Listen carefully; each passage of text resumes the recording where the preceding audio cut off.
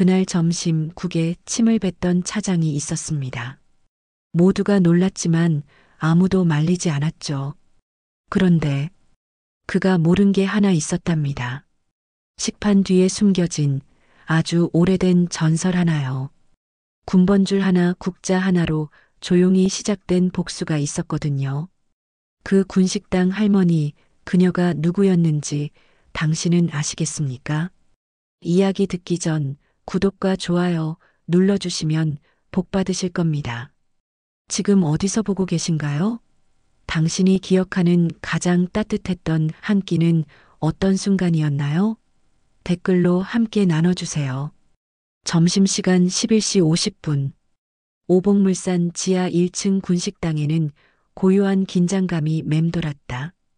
엘리베이터에서 쏟아져 나온 직원들은 식판을 들고 배식줄에 일사불란하게 섰다. 그 줄 끝 늘 같은 자리에 서 있는 사람이 있었다. 하얀 조리복에 머리를 단정히 올려 묶은 여인, 강춘자 할머니. 올해로 70을 넘겼지만 국자 드는 손엔 여전히 흔들림이 없었다. 그날도 그녀는 국솥을 조심스럽게 휘젓고 있었다. 김이 모락모락 오르는 된장국. 별다를 것 없는 회사 점심 메뉴지만 춘자 할머니 손을 거치면 늘 집밥 같은 깊은 맛이 났다. 젊은 직원들 사이에서는 손맛 장인이라 불리며 인기를 끌었지만 모두가 그리 호의적인 건 아니었다. 아씨, 오늘 국은 또 왜 이 모양이야? 짜서 먹을 수가 없네. 국에 소금 때려 부었어요, 뭐. 말끔한 수투에 비싼 시계를 찬 남자가 식판을 탁 하고 밀며 소리쳤다. 기획팀 박철민 차장. 직장 내 고성과 비하, 군식당 폭언으로 악명이 높았다. 춘자 할머니는 담담히 미소를 지으며 말했다. 국이 짰다면 다른 반찬 좀 더 드릴까요, 차장님? 하지만 박 차장은 노려보듯 식판을 들어 국을 다시 던지다시피 배식대로 내밀었다. 된장국이 튀어 춘자 할머니의 손등에 닿았다. 미세하게 미간이 찌푸려졌지만 그녀는 아무 말 없이 국자질을 멈추지 않았다. 어휴, 진짜. 이딴 식당을 왜 쓰는지 모르겠네. 그의 목소리는 식당 전체를 울렸다. 다른 직원들은 애써 못 본 척 식사를 계속했다. 젊은 영양사는 할머니에게 조심스레 다가와 속삭였다. 할머니, 너무 참지 마세요. 저 인간 진짜 왜 저러는지. 춘자 할머니는 작게 웃으며 말했다. 참는 게 약이야. 다 때가 있는 법이지. 하지만 아무도 몰랐다. 그 짧은 찌푸림이 지난 세월 꼭꼭 눌러둔 그녀 안에 무엇인가를 살짝 흔들었다는 것을. 조용히, 아주 천천히. 그녀의 손끝에 남은 된장국의 온기가 사라질 즈음 식당 안의 공기도 눈에 보이지 않게 바뀌고 있었다. 싸늘하게. 사흘 후 오복물산 복도 게시판에 붙은 노란 포스트잇 하나가 사람들 사이를 술렁이게 했다. 군식당 진짜 짜증나. 할매 좀 바꿉시다. 글씨는 익명성이 보장된 낙서였지만 글씨체와 표현은 명확했다. 다들 알고 있었다. 박 차장의 흔적이었다. 그날 이후 춘자 할머니의 표정은 더 단단해졌다. 그러나 누구보다 먼저 출근해 부엌불을 지피고 마지막까지 식기를 정리하는 모습은 달라지지 않았다. 그녀의 하루는 고요한 일상의 반복 속에 있었다. 하지만 고요함 속엔 서늘함이 스며들고 있었다. 해가 기울 무렵 춘자 할머니는 한 손에 장바구니를 들고 낯선 골목을 걸었다. 평소엔 잘 다니지 않던 방향이었다. 오래된 이발소와 찻집 사이 불 꺼진 간판 아래로 누군가의 흐느낌이 들려왔다. 그녀는 잠시 발을 멈췄고 어둠 속에 묻힌 소리의 방향으로 고개를 돌렸다. 작은 여성이 골목 끝에 웅크리고 있었다. 주변엔 술 기운에 휘청이는 남자 셋. 누가 봐도 위협적인 분위기였다. 강춘자는 가방을 내려놓고 주머니에 손을 넣은 채 천천히 다가갔다. 어둠 속에서 그녀의 발걸음은 분명하고 조용했다. 말 한마디 없이 남자들 앞에 섰을 때 바람이 살짝 불어 그녀의 조리복 자락이 흔들렸다. 남자 하나가 비웃듯 다가섰지만 그녀의 눈빛에 순간 걸음을 멈췄다. 마치 본능적으로 느끼는 위압감이었다. 짧은 정적 후 남자들은 이유 없이 욕설을 뱉으며 흩어졌다. 그중 하나는 등을 보이며 말했다. 뭐야, 저 눈빛. 싸하다. 남겨진 여성은 고개를 들지 못한 채 울고 있었고 강춘자는 묵묵히 그녀의 옷매무새를 추슬렀다. 아무 말도 하지 않았다. 대신 골목 끝까지 바래다 주고서야 다시 발길을 돌렸다. 그날 밤 춘자 할머니는 오랜만에 장롱 속 깊숙한 서랍을 열었다. 그 안엔 낡은 흑백 사진 한 장과 잘 보존된 작은 단도 하나가 있었다. 손끝으로 칼자루를 매만지던 그녀의 눈빛은 낮에 식당에서 보이던 따뜻함과는 다른 온도였다. 고요하지만 결의에 찬. 그녀의 방 창밖으로 불빛 하나가 꺼지자 복도 끝 CCTV 사각지대에서 누군가의 실루엣이 스쳐 지나갔다. 아직 아무 일도 일어나지 않았지만 조용한 예고는 이미 시작되고 있었다. 새벽 4시, 도시가 아직 어둠 속에 잠긴 시간, 군식당 뒷문으로 희미한 불빛이 스며 나왔다. 강춘자 할머니는 그 시간에도 식당 내부를 정리하고 있었다. 손에 들린 고무장갑 안쪽엔 거칠어진 손등이 푸르스름하게 물들어 있었다. 그 흔적은 시간이 만든 것이 아니라 최근 며칠간 겪은 긴장과 반복된 작업의 결과였다. 청소용 문구 앞 옆 오래된 서류 상자가 하나 놓여 있었다. 공용 물품이라 적힌 종이가 누렇게 변해 있었다. 춘자는 낡은 상자의 밑바닥에서 두꺼운 노트 하나를 꺼냈다. 외부용 구인 명단, 보안 식당 출입 기록, 그리고 자필로 적힌 인사기록 메모들. 전부 몇 해 전 인사팀에서 폐기하라던 자료였다. 그러나 그녀는 그것을 버리지 않았다. 이유는 묻지 않았다. 다만 때가 되면 쓸 때가 있을 거라 믿었을 뿐이다. 그녀의 시선은 노트 중 한 장에 오래 머물렀다. 그 페이지엔 박철민, 전직 보안요원 경력 있음이라는 구절이 밑줄 그어져 있었다. 대기업 차장이라는 현재의 직함 뒤에 숨겨진 과거의 흔적이었다. 과거의 직업이 문제는 아니었다. 문제는 그가 그 시절 했던 일이었다. 노트를 덮은 손등에 핏줄이 도드라졌다. 그녀는 조용히 자리에서 일어났고 식당 창고 쪽으로 향했다. 좁고 어두운 복도 끝, 문이 닫힌 창고 안에는 철제 선반이 세 줄로 서 있었고 그 뒤편 벽에는 오래된 군인 식판과 낡은 철제 도시락통들이 빼곡히 쌓여 있었다. 그녀는 그중 하나의 도시락통을 꺼냈다. 뚜껑을 열자 마른 김과 밥알 사이에 낡은 명찰 하나가 깔려 있었다. 강춘자 중사. 아주 오래전 이름이었다. 지금은 아무도 기억하지 못할 그 계급과 직책. 그러나 그녀는 잊지 않았다.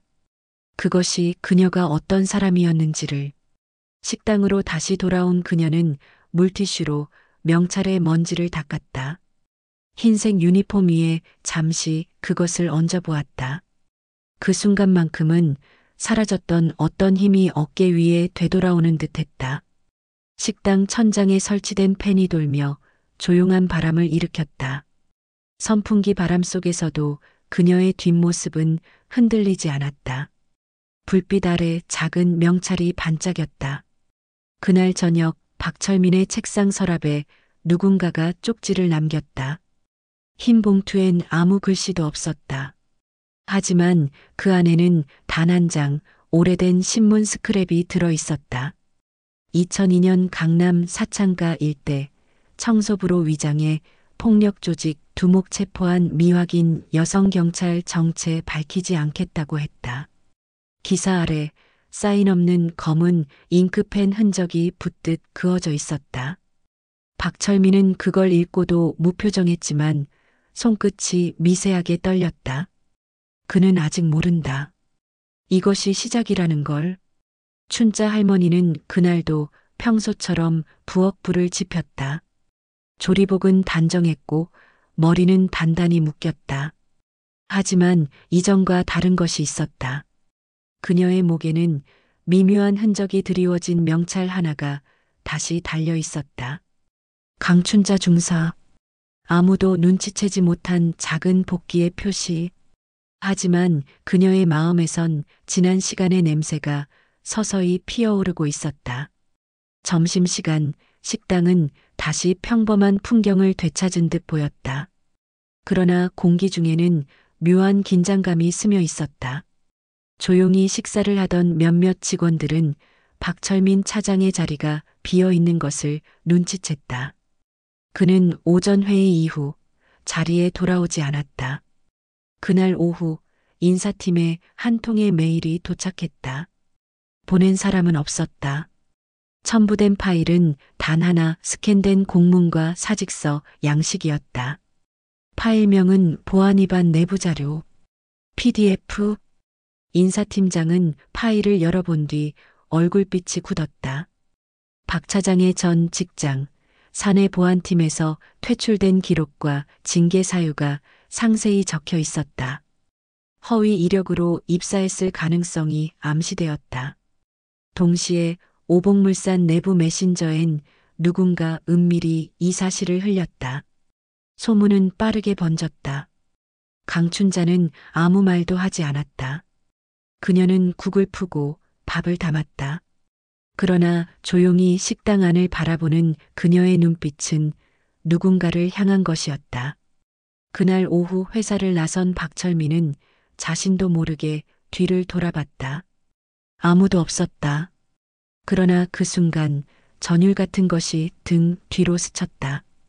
밤이 되자 식당 창고에선 희미한 불빛이 다시 켜졌다. 강춘자는 예전군 시절 쓰던 작은 회색 노트에 무언가를 정리하고 있었다. 노트 속엔 오복물산 직원들의 이름이 차례로 적혀 있었고 일부 이름 옆엔 빨간 점 하나가 찍혀 있었다. 그녀는 아무 말 없이 점 하나를 더 찍었다. 박철민. 그것이 의미하는 바는 단순한 메모가 아니었다. 그녀의 정의에는 방법이 있었고 순서가 있었다. 이튿날 아침 출입문 앞에서 정장을 입은 보안 요원이 박철민의 출근을 막았다. 그는 당황했지만 이미 보안 출입 권한이 삭제된 상태였다. 인사팀장이 다가와 낮은 목소리로 말했다. 당분간 출근하지 마십시오. 내부 조사가 있습니다. 사람들은 이유를 몰랐다. 하지만 뭔가가 움직이고 있음을 느꼈다. 그날 군식당의 조용한 인기척 속에서 춘자 할머니는 예전보다 조금 더 천천히 국자를 휘젓고 있었다. 김이 모락모락 피어오르며 국솥 안에서 작은 기포들이 하나둘 올라왔다. 마치 그녀의 안에 있던 것들이 비로소 수면 위로 떠오르듯. 그리고 복도 끝 아무도 보지 않는 CCTV 사각지대에선 다시 한 그림자가 멈췄다. 오래된 군화 자국 하나가 바닥에 남겨졌고 그 자국 위로 천천히 그려진 물방울 자국 하나. 싸늘하고도 조용한 복수가 이제 막 본격적으로 시작되고 있었다. 금요일 아침 식당 창가엔 이른 햇살이 물들고 있었다. 군용 유리창 너머로 떨어지는 빛은 마치 오래된 극장의 조명처럼 특정한 장면을 의도적으로 비추는 듯했다. 식판 위에 담긴 나물 반찬과 두부조림 사이로 어쩐지 말 못할 기운이 감돌았다. 식사 중인 직원들 사이에선 속삭임보다 더 작은 기척이 오갔다. 그 중심에는 박철민이 사라진 빈자리가 있었다. 오복물산 내부 게시판에 다시 익명의 메모가 붙었다. 우리가 먹는 밥엔 누군가의 명예가 들어 있습니다. 누가 썼는지 알 수 없었지만 직원들은 눈을 피했다. 간접적 비유였지만 모두가 군식당을 떠올렸다. 그리고 그 배식대 너머 무표정한 듯 고요히 국을 뜨는 노인의 손. 그날 오후 인사팀은 전직군 출신 고문과 회의를 가졌다. 강춘자의 신상에 대한 비공식 조회 요청이 접수됐기 때문이다. 그녀의 이름으로 검색된 자료는 대부분 폐기되었거나 봉인되었지만 단 하나 오래된 공문 기록이 미세하게 스쳐나왔다. 2002년 민간 복무 중 조직 침투 수사 협조, 명단 비공개, 공적 인정됨. 동시에 박철민의 고향 주소지로 등기 우편 하나가 도착했다. 보내는 이 없음. 흰 봉투 안엔 20여 년 전 날짜가 적힌 손편지 복사본이 담겨 있었다. 춘자 중사님, 덕분에 살아나왔습니다. 제 여동생이요. 그날 이후 단 한 번도 칼을 들지 않았어요. 서명 없는 글씨, 번진 잉크. 그는 아무 말 없이 편지를 찢었다. 그러나 조각조각 난 종이 위로 떨어진 땀이 모든 것을 말해주고 있었다. 식당에서는 여전히 국이 끓고 있었다. 전날보다 더 깊은 맛이 돌았고 젊은 인턴 하나가 무심코 말했다. 할머니, 오늘 국 눈물 맛나요. 춘자 할머니는 미소도 짓지 않았다. 그저 고개만 작게 끄덕였을 뿐. 그 조용한 몸짓 하나가 어쩌면 이 이야기에서 가장 큰 소리였을지도 몰랐다. 퇴근 시간 무렵 식당 입구에 작은 화분 하나가 놓여 있었다. 이름표에는 명예라 적혀 있었다. 누가 두고 간 것인지는 알 수 없었다. 하지만 그 순간 춘자 할머니는 아주 오래전 어느 병영 앞마당을 떠올렸다. 칼바람 속에서도 똑바로 서 있던 후임 하나. 그리고 그 아이가 마지막으로 남긴 말. 중사님 같은 사람이 꼭 있어야 해요. 바람이 불었다. 식당 안작은 커튼이 흔들렸다. 그리고 복도 끝 CCTV 사각지대에서 또다시 누군가 지나갔다. 이번엔 뚜벅뚜벅 더 확실한 발걸음이었다. 그녀의 복수는 단지 파괴가 아니라 기억과 명예를 회복시키는 일이기도 했다. 다음 날 아침 사내 공지란엔 이렇게 적혀 있었다. 기획팀 박철민 차장, 6월 1일부로 사직 처리되었습니다. 특별한 언급은 없습니다. 하지만 모두가 알고 있었다. 아무도 말하지 않아도 그 일이 왜 일어났는지를, 그리고 누가 끝까지 조용히 그 진실을 지켜낸 것인지를. 6월 둘째 주 오복물산 군식당은 무더운 바람과 함께 또 다른 이름 하나를 맞이했다. 식당 게시판 아래 작은 명패가 붙었다. 계약직 보조조리사 마이너스 이순대. 아무도 관심을 두지 않았다. 흔한 이름, 흔한 복직. 하지만 강춘자 할머니의 눈은 잠시 그 이름을 오래 바라보았다. 그리고 아무 말 없이 고개를 끄덕였다. 식당 뒤편 창고에선 그녀가 조용히 오래된 앞치마 하나를 꺼내 접고 있었다.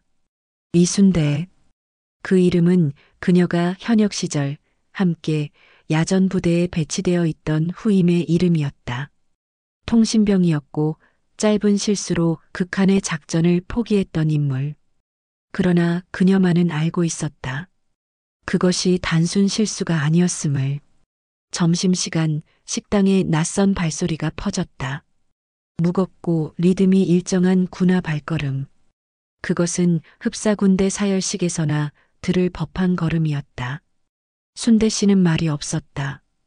배식도 하지 않았다. 대신 식당 구석에서 일거수일투족을 관찰하는 듯했다. 특히 기획팀 테이블을 오래 응시했다. 몇몇 직원은 이상하다는 듯 속삭였다. 요즘 군식당 뭔가 이상하지 않아요? 사람들 교체도 잦고. 그러나 누구도 진실을 말하지 않았다. 대신 소문은 조용히 퍼졌다. 누가 봤다더라. 박철민이 누군가에게 엎드려서 빌었다더라. 그날 밤 그 근처 CCTV에 군복 비슷한 복장을 입은 여자가 찍혔다더라. 식당 벽 한쪽에 오래된 흑백 사진이 액자에 담겨 붙어 있었다. 99년도 강원도 GOP 부대 감사패 수여식. 사진 속에는 젊은 강춘자 중사가 있었다. 그리고 그 옆 얼굴이 흐릿한 후임 한 명. 누군가 손끝으로 액자를 훑었다. 손톱에 검은 기름때가 낀 손이었다. 그날 저녁 식당에선 또 한 건의 사고가 일어났다. 누군가 주방 뒷문을 열고 들어와 식자재 창고를 어질렀다. CCTV는 또 한 번 사각지대. 그 일을 계기로 본사 감사팀이 파견되었고 조사 과정에서 식당 내 복무기록 파일 하나가 발견되었다. 봉투에는 붉은 스탬프로 극비가 찍혀 있었다. 이순대는 조용히 그 봉투를 다시 밀어 넣었다. 아무도 눈치채지 못한 순간 그녀는 조리실 구석에서 무전기 하나를 손에 쥐고 있었다. 짧고 낮은 주파수가 울렸다. 확인. 2단계 진입 준비. 강춘자는 그 소리를 듣고도 아무 말 없었다. 그녀는 뒷정리를 하던 손을 멈추고 창밖을 바라보았다. 하늘은 흐렸고 낮게 깔린 구름이 마치 무언가를 감추고 있는 듯했다. 그리고 그녀의 입술이 미세하게 움직였다. 이제 반쯤 왔구먼. 낡은 군화의 발소리가 다시 식당 바닥을 스쳤다. 복수는 끝이 아니라 누군가의 복귀와 함께 다시 시작되고 있었다. 6월의 마지막 주. 오복물산 식당의 아침은 유독 정적이었다. 배식대 뒤에선 순대 씨가 정리하던 국솥을 멈추고 조용히 뚜껑을 닫았다. 동시에 강춘자 할머니의 발걸음도 주방 한가운데에서 멈췄다. 오래된 주방 시계가 600을 가리켰다. 그 순간 무전기에서 낮게 울리는 신호음. 3단계 실행. 그날 오전 감사팀이 식당 전체에 대한 내부 점검을 실시했다. 소리 없이 열리는 서류 캐비닛, 조리도구 하나하나의 상태 확인, CCTV 전 구역 재검토. 하지만 그들 눈에는 잡히지 않는 것이 있었다. 군대식 용어로 구성된 배식표, 기획팀만을 향해 집중된 보급 수량, 그리고 특정 인물의 좌석 근처에 남겨진 손글씨 쪽지. 내용은 짧았다. 나는 죄를 감추었고 당신은 기억했다. 같은 시각 본사 회계부서로 한 통의 팩스가 들어왔다. 기획팀의 특정 프로젝트에 대한 예산 횡령 내역이 고발된 것이었다. 송신자는 미상. 하지만 팩스 하단 희미한 이니셜 K, C, J가 찍혀 있었다. 강춘자 중사의 약자였다. 그것은 사라졌던 군인의 유령 같은 사인이었다. 오후 3시 사내 전체 메신저에 알림이 떴다. 기획팀 박 부장, 긴급 면담 요청. 감사실로 직접 출두 바람. 사무실 복도엔 싸늘한 정적이 흘렀고 직원들은 슬며시 창밖을 내다보았다. 식당 창가에도 그 소식이 퍼졌고 이순대는 앞치마를 벗으며 천천히 식판을 정리했다. 그 동작 하나하나가 명령 같았다. 그날 저녁 군식당의 저녁 식사는 평소와 달랐다. 묵은지국 대신 미역국이 올랐고 고명 위엔 잘게 썬 소고기가 조금 더 올라갔다. 누군가 그 이유를 물었지만 춘자 할머니는 대답하지 않았다. 그녀는 식판 위에 밥을 담고 국을 푸는 손놀림에 조금도 흔들림이 없었다. 식당 뒤편 창고 안 감춰져 있던 낡은 군 기록 보관함 하나가 열려 있었다. 거기엔 오래전 수료증, 작전 보고서, 그리고 손글씨로 된 작전명 파일 하나. 작전명 국밥. 웃음을 자아낼 듯한 이름. 그러나 그 파일 속엔 실체가 있었다. 부패 공직자 감시, 내부 고발 보호, 그리고 최종 책임자의 도의적 제압이라는 단어. 그것은 군복을 벗은 이들의 마지막 임무이자 잊히지 않은 정이었다. 밤 9시 주방 불이 꺼지고 마지막 뒷정리를 하던 순간 강춘자는 주방 안조리 도구를 하나씩 정리하다가 오래된 수통 하나를 들었다. 군번줄이 엉켜 있었고 그 끝엔 희미하게 남겨진 이름표 박철민. 그녀는 수통을 다시 제자리에 올려두며 말했다. 국은 끓었고 이제 덜어내야지.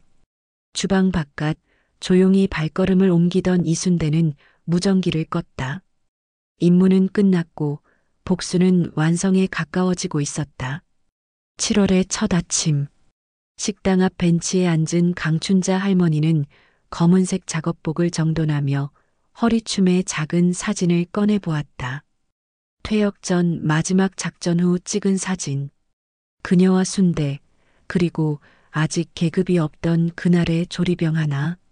사진 속 그 조리병의 이름은 흐려졌지만 그녀는 여전히 기억하고 있었다. 그날 오전 본사 전체에 메일 하나가 발송되었다. 기획팀 박철민 전 차장, 내부 고발 및 증거 조작 관련 조사 결과에 따라 관련 계약 모두 무효 처리되었음을 알립니다. 그 문장은 짧고 건조했지만 식당 직원들의 표정에는 다 말하지 못한 감정이 스며 있었다. 순대 씨는 주방 뒤편에서 마지막 정리를 마치고 앞치마를 접었다. 그녀의 복직 계약은 끝났다. 원래 그랬던 것처럼 조용히 흔적을 남기지 않는 마무리. 식당 뒷문에 그녀가 붙여둔 작은 쪽지 하나. 배식은 끝났습니다. 하지만 정의는 계속됩니다. 점심시간 춘자 할머니는 평소처럼 국을 푸고 있었다.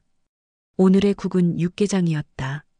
진하게 우러난 국물 속엔 이름 없는 이들의 피와 땀이 녹아든 듯했다. 식판을 들고 다가온 인턴이 조심스레 물었다. 할머니, 오늘은 무슨 날이에요? 그녀는 짧게 대답했다. 동료가 떠나는 날이지. 그날 오후 직원 라운지 벽면에 새로운 사진이 붙었다. 2024년 상반기 우수협력부서 군식당 운영팀. 그 아래에 희미한 미소를 머금은 춘자 할머니의 사진. 옆에는 누군가 정중히 적은 글이 있었다. 명예는 식지 않는다. 저녁이 되자 춘자 할머니는 식당 불을 끄고 천천히 뒷문을 나섰다. 그녀의 손엔 군번줄 대신 식판 하나가 들려 있었다. 오래전 군에서 처음 받은 그것이었다. 식판 위에는 국자 하나와 작은 종이봉투. 누군가 몰래 넣어둔 쪽지엔 이렇게 적혀 있었다. 당신 덕분에 우리는 살아 있습니다. 그녀는 조용히 고개를 숙이고 허리춤에서 군복 단추 하나를 꺼내 봉투에 넣었다. 무거운 발걸음으로 뒤돌아 나서는 그녀의 그림자 뒤로 식당 천장 조명이 마지막으로 꺼졌다. 밖엔 바람이 불고 있었고 멀리서 군가한 소절이 어디선가 흘러나왔다. 식당 유리창에는 손바닥 크기만 한글귀가 흐릿하게 남아 있었다. 국은 식었어도 마음은 끓는다.